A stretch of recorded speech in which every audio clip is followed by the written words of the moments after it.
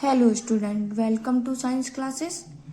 जैसा कि हमने जो है कौन कौन से टॉपिक जो है कवर कर लिए हैं। हमने सेल बायोलॉजी पूरा टॉपिक कवर कर लिया है, ठीक है। दूसरा हमने टिश्यू के बारे में पढ़ा था, टिश्यू का टॉपिक भी पूरा कवर हो चुका है। बोन और जॉइंट्स के बारे में जो है हम पढ़ चुके हैं। तो आज की क्लास में जो है हम उनसे रिलेटेड क्वेश्चन के बारे में यहाँ पे डिस्कस करेंगे, ठीक है, जो कि एग्जाम में पूछे जाते हैं। आपसे मेरी एक रिक्वेस्ट है कि वीडियो को जो है अंत तक अवश्य देखें। तो सबसे फर्स्ट क्वेश्चन क्या है कि कोशिका की खोज किस वैज्ञानिक ने की थी। कोशिका की खोज किस वैज्ञानिक ने की थी? तो यहाँ पे ऑप्शन क्या क्या है? Robert Hooke, Fleming, Leeuwenhoek and Robert Brown. तो इसका सही आंसर क्या है? Robert Hooke. कोशिका की खोज किसने की थी? रॉबर्ट हुक ने की थी। और इसके साथ ही हम यह भी देख सकते हैं अलग से जो वैज्ञानिकों के नाम दिए गए हैं उन्होंने किस किस चीज़ की खोज की थी। तो फ्लेमिंग ने जो है किसकी खोज की थी? पेनिसिलिन की खोज की थी, ठीक है। ल्यूवेनहॉक ने किसकी खोज की थी? जीवित कोशिका की खोज की थी। और रॉबर्ट ब्राउन ने किसकी खोज की थी? केंद्रक की खोज की थी, ठीक है। अब हमारा नेक्स्ट क्वेश्चन क्या है? कोशिका झिल्ली की प्रवृत्ति क्या है, ठीक है। कोशिका झिल्ली किस प्रकार की होती है, ठीक है। तो ऑप्शन क्या क्या है? पारगम्य, अर्ध पारगम्य, गैर पारगम्य या स्वतंत्र पारगम्य। तो इसका सही आंसर क्या आएगा? अर्ध पारगम्य। कोशिका झिल्ली की प्रवृत्ति कैसी होती है? अर्ध पारगम्य। तीसरा हम क्वेश्चन देखेंगे कि फलों और बीजों को विभिन्न प्रकार के आकार, आकर्षक रंग प्रदान करता है। कौन सा जो लवक है वो फलों और बीजों को विभिन्न प्रकार के रंग प्रदान करता है?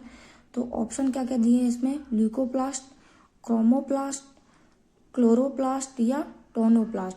तो इसका सही आंसर क्या आएगा? क्रोमोप्लास्ट। क्रोमोप्लास्ट जो है क्या करता है? यह फलों और बीजों को एक आकर्षक रंग जो है प्रदान करता है, ठीक है। अब हमारा नेक्स्ट क्वेश्चन क्या है? पत्तियों का हरा रंग प्रदान करता है। अब फलों और बीजों को तो किसने प्रदान कर दिया? क्रोमोप्लास्ट ने। लेकिन पत्तियों को हरा रंग कौन सा लवक प्रदान करता है? तो ऑप्शन क्या क्या है? क्लोरोप्लास्ट, ल्यूकोप्लास्ट, टोनोप्लास्ट या क्रोमोप्लास्ट। तो पत्तियों को हरा रंग कौन प्रदान करता है? क्लोरोप्लास्ट, जिसको हम हिंदी में क्या कहते हैं? हरित लवक, ठीक है। नेक्स्ट क्वेश्चन क्या है हमारा? कोशिका का ऊर्जा ग्रह किसे कहा गया है, ठीक है। कोशिका का पावर हाउस जो है वह किसे कहा गया है? ऑप्शन क्या क्या है देखिए यहाँ पे? माइटोकॉन्ड्रिया, लवक, सेंट्रोसोम या राइबोसोम। तो इसका सही आंसर क्या होगा? माइटोकॉन्ड्रिया, ठीक है। माइटोकॉन्ड्रिया जो है क्या है? कोशिका का ऊर्जा ग्रह है। साथ ही जो है नेक्स्ट क्वेश्चन देखेंगे हम, एक समान कोशिकाओं के समूह को क्या कहते हैं, ठीक है।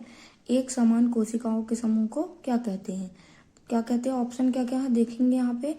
ऊतक, अंग, अंग तंत्र या शरीर। तो इसका सही आंसर क्या है? ऊतक। ए ऑप्शन जो है इसका सही आंसर है, ठीक है स्टूडेंट। नेक्स्ट क्वेश्चन हम देखेंगे क्या है? ऊतकों का अध्ययन क्या कहलाता है? ऊतकों का अध्ययन क्या कहलाता है? ऑप्शन क्या क्या है? साइटोलॉजी, हिस्टोलॉजी, माइकोलॉजी या फिर फाइकोलॉजी। तो इसका सही आंसर क्या है? हिस्टोलॉजी। इसके साथ ही हम देखेंगे कि साइटोलॉजी जो है किसका अध्ययन कहलाता है? साइटोलॉजी जो है अध्ययन कहलाता है सेल का। माइकोलॉजी जो है अध्ययन कहलाता है किसका? फफूंद का। और फाइकोलॉजी किसका अध्ययन कहलाता है? शैवाल का, ठीक है। अब हमारा नेक्स्ट क्वेश्चन क्या है? निम्न में से कौन सा ऊतक का उदाहरण है, ठीक है। ऑप्शन क्या क्या है देखेंगे? मस्तिष्क, दूसरा है रक्त, तीसरा है यकृत, चौथा है क्या? अमाशय। तो मस्तिष्क, यकृत और अमाशय ये क्या है? हमारे शरीर के अंग हैं। जबकि रक्त क्या है? हमारे शरीर का तरल संवहनी ऊतक है, ठीक है। नेक्स्ट क्वेश्चन हम देखेंगे क्या है? जन्म के बाद मानव के किस ऊतक को विभाजन नहीं होता, ठीक है। कौन सा ऊतक है जिसमें विभाजन नहीं होता जन्म के बाद? पहला ऑप्शन क्या है? संयोजी ऊतक, दूसरा क्या है? तंत्रिका ऊतक, तीसरा है जनन एंड चौथा है रेशेदार ऊतक। तो जन्म के बाद मानव के जो है तंत्रिका ऊतक में किसी भी प्रकार का विभाजन जो है नहीं होता, ठीक है। अब नेक्स्ट क्वेश्चन हम देखेंगे कि रक्त होता है? पहला क्या है? संयोजी ऊतक, दूसरा क्या है? रेशेदार ऊतक, तीसरा क्या है? रेशेदार ऊतक और चौथा क्या है? उपरयुक्त सभी। तो इसका आंसर आप मुझे बताएंगे कमेंट सेक्शन में कि इसका आंसर जो है क्या आएगा, कि रक्त होता क्या है। कौन सा ऊतक होता है। ठीक है, अब हड्डियों के बारे में यहाँ पे मैंने क्वेश्चंस बनाए हैं, उसको भी हम जल्दी से देख लेते हैं कि मानव के शरीर में कुल कितनी हड्डियां होती हैं। तो ऑप्शन क्या है, 212, 206, 202 या 200। तो मानव के शरीर में कुल हड्डियों की संख्या कितनी होती है स्टूडेंट, वह होती है कितनी, 206। ठीक है, मानव के शरीर में सबसे लंबी हड्डी क्या है। ठीक है, मानव के शरीर में सबसे लंबी हड्डी क्या है। तो ऑप्शन देखेंगे हम यहाँ पे क्या क्या है, फीमर, स्टेपिस, ह्यूमरस या पटेला। तो सबसे लंबी हड्डी, जैसा कि हमने वीडियो में भी पढ़ा था कि हमारे शरीर की सबसे लंबी हड्डी क्या होती है, फीमर, जो कि कहाँ उपस्थित होती है, हमारे जांग में उपस्थित होती है। ठीक है, नेक्स्ट क्वेश्चन हम देखेंगे कि मनुष्य की खोपड़ी में कुल कितनी अस्थियां होती हैं। ठीक है, ऑप्शन क्या क्या है, 24, 22, 25 या 26। तो इसका सही आंसर या सही उत्तर क्या होगा, 22। मानव की खोपड़ी या स्कल में कितनी अस्थियां होती हैं, टोटल 22 अस्थियां होती हैं। ठीक है स्टूडेंट, नेक्स्ट क्वेश्चन हम देखेंगे क्या है, मानव शरीर में सबसे छोटी हड्डी, बड़ी हड्डी तो हमने पढ़ ली है, अब देखेंगे सबसे छोटी हड्डी कौन सी है। ठीक है, ऑप्शन क्या क्या है देखिए आप, पहली बोन जो है वो क्या है, फीमर, दूसरी क्या है, टीबिया, तीसरी क्या है, स्टेपिस, एंड चौथा ऑप्शन है क्या, ह्यूमरस। तो सबसे छोटी हड्डी, जैसा कि हमने वीडियो में भी डिस्कस किया था, सबसे छोटी हड्डी कौन सी है, स्टेपिस। ठीक है, नेक्स्ट क्वेश्चन हम यहाँ पे देखेंगे कि ह्यूमरस अस्थि कहाँ पाई जाती है। यह मोस्ट इंपॉर्टेंट क्वेश्चन है, यह एग्जाम में भी पूछा जाता है। ठीक है, तो इसको आप ध्यान रखिएगा कि ह्यूमरस अस्थि कहाँ पाई जाती है।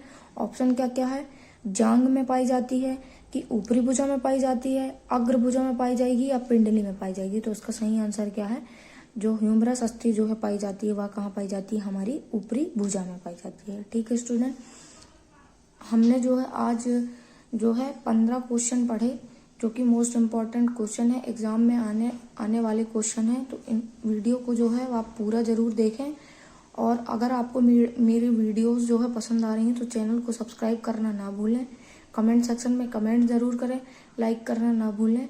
Thank you so much.